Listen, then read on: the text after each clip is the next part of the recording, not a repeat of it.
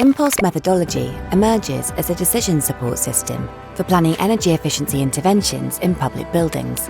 The methodology follows the following steps by means of specifically designed templates and tools: classification of the public building stock into typologies according to different energy-related criteria, energy analysis of typologies' representative buildings, and calculation of economic, environmental, and energy performance indicators for different renovation scenarios, which are later extrapolated to the whole building stock. Automatic design of an annual gradual energy renovation plan based on prioritisation decisions founded on the above indicator base. Evaluation of different financing schemes for the previous mentioned plan.